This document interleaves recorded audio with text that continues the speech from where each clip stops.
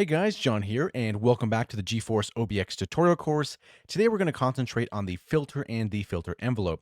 So the filter in the OB-X is a two-pole, or in other words, it has a 12 dB per octave slope. So right here in the center, a little bit to the right, is the filter section.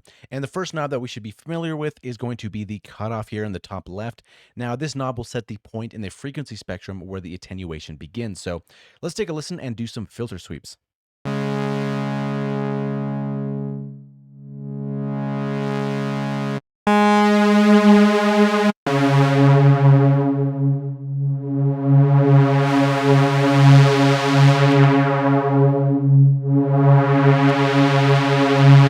And also something very interesting about this filter as well is that once we increase the modulation, we're going to get a little bit more brightness to our sound.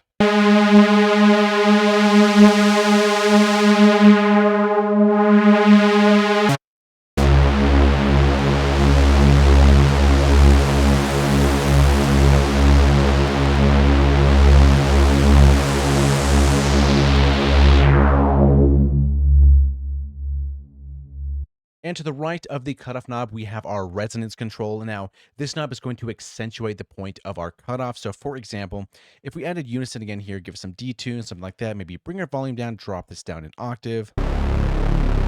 So we have something kind of nasty like that. So if we do our filter sweep, maybe something like this here. And then notice around this section here, we're going to start boosting the resonance.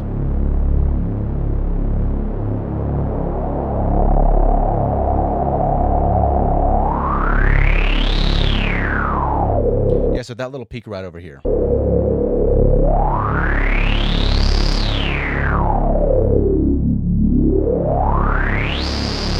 And next up, we have the modulation knob. Now, this knob is going to control how much of this filter envelope, so these guys right over here, is actually going to modulate the cutoff.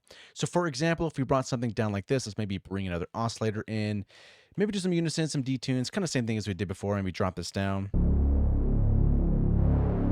So we can have a sound like this here, a little bit dark. We can increase the resonance as well. So the more we start changing this modulation here, we're going to start giving some depth to our cutoff here.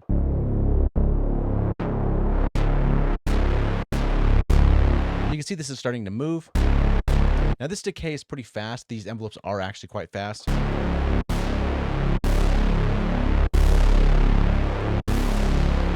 And then we can drop our sustain all the way to get quite a more bigger effect.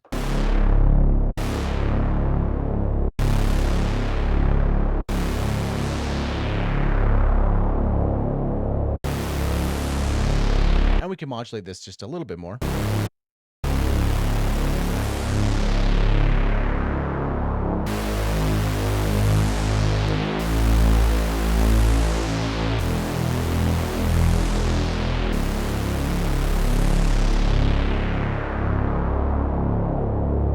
So as we mentioned before in previous videos, down here in the filter section is going to be our mixer. So this is where we're going to mix the levels of our oscillators. And by default, the first one's going to be 100% in the mix. We can introduce the second one. And again, in the control panel, here's where we can detune oscillator 2 a little bit. And we can add some noise to our patch too.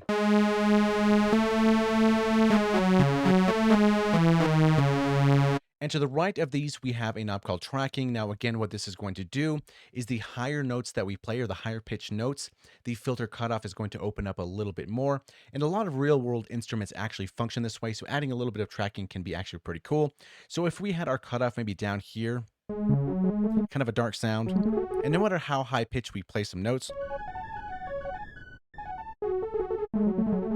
our filter is basically going to be static. It's going to sit there at the exact same spot. And here, so for example, 414 hertz, it's not going to move. But as we add tracking, so like right here for 100%, the higher up notes that we play, the more the filter is going to open.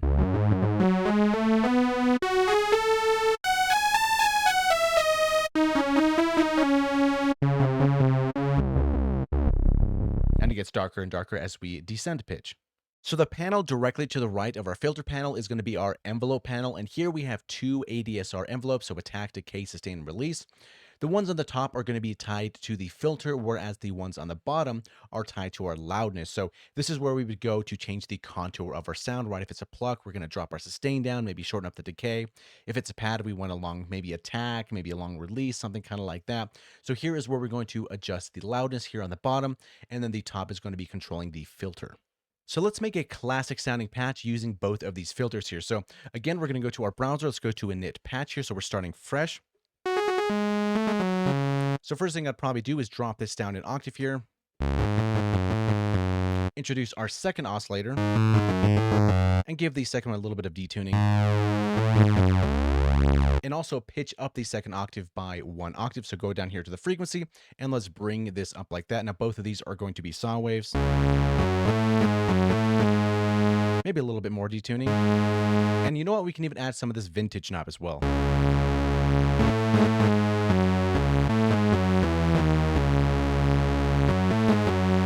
Okay, so we have something like this, and once we let go, it stops pretty quick. So maybe what we want to do is increase this release here.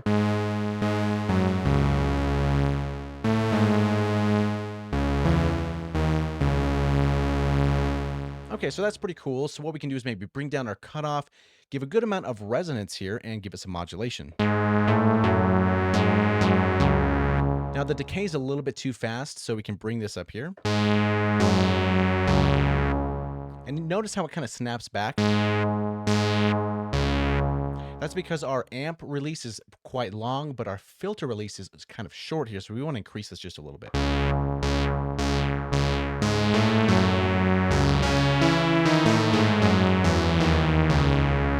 Now, something I like doing for these kind of classic patches is actually giving some attack on the filter envelope, and you'll kind of see why.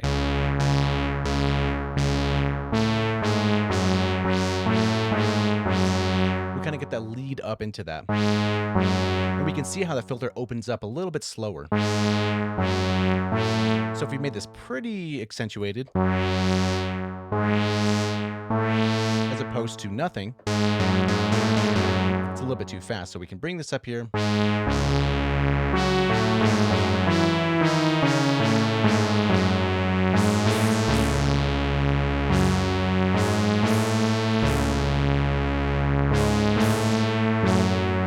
Okay, so that's kind of cool. So we have our core sound set up here, and we're going to go over the effects a little bit later on. But what we can do is we can add some chorus here. I do kind of like the fourth one and add a little bit of amount here.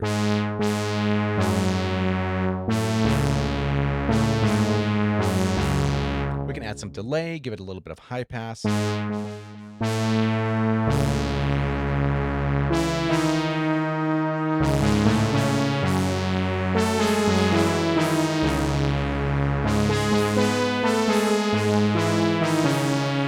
And then we add a little bit of reverb here as well, and we have some presets. And again, we're going to go over all these individually, but we can right click for now and maybe go for a medium reverb.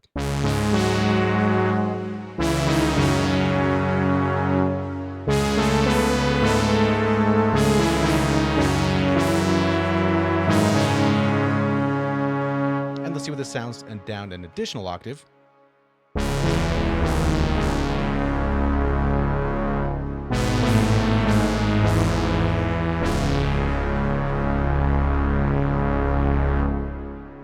And there we go.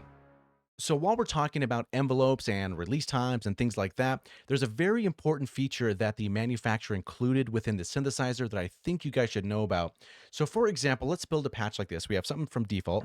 Let's give another oscillator and a good release time. Then we can add some delays here.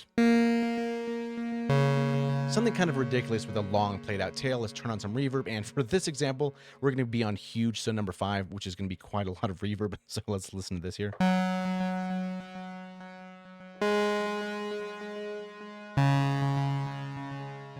Okay, so we have a fairly long tail. We can even exaggerate this a little bit more.